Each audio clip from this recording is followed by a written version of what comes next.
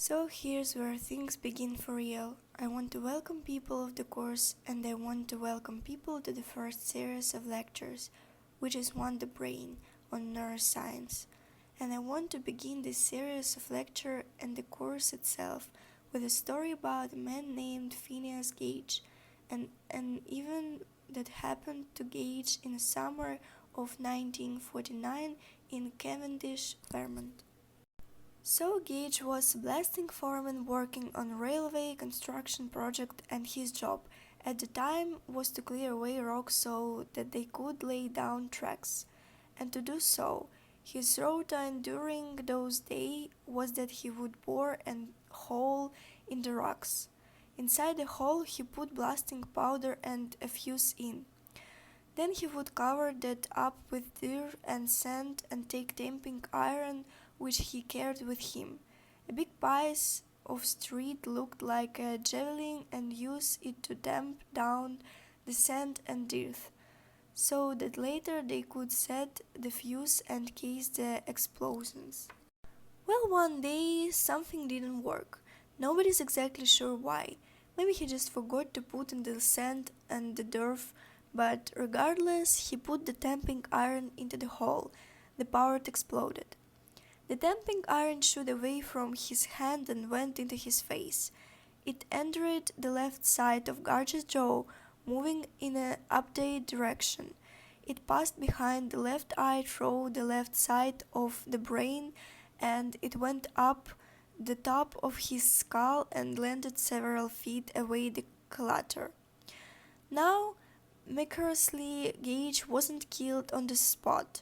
He lost consciousness for a little bit, but then he started to his feet.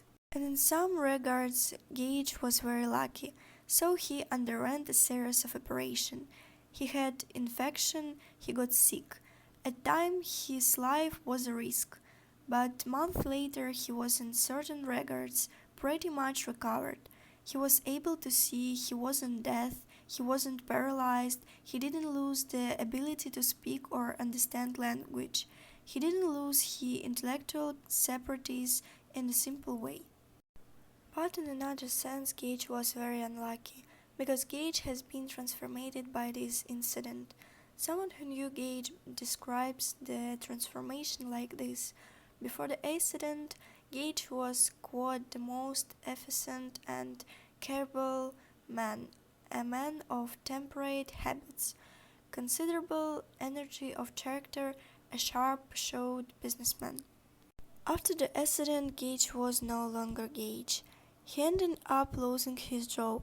He traveled through the states taking up different jobs and ultimately ended up in an exhibit and a traveled circus, holding a damping iron and telling people about his terrible story, about how it went through his hand and went through his brain and changed his life. So why I'm telling you this story? Well, as I said, I want to begin the course by talking about the brain, and the story of Phineas Gage illustrated something which we have abundant reason to believe, which is that the brain is the source of mental life, and so damage to the brain can have profound effects on who we are and what we are. And the idea here is nicely summarized by Nobel Prize winning biologist Francis Crick. As he writes, your memories and your ambitions are in fact no more than the behavior of vast assembly of nerve cells and their associated molecules. Now this assembly of nerve cells is of course the brain and parts of the spinal cord, but we're going to talk about the brain here.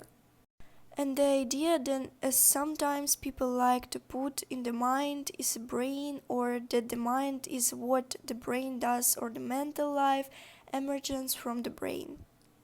The official term of this is materialism, that we're material beings, and this is idea that makes possibly the discipline of neuroscience and much of psychology.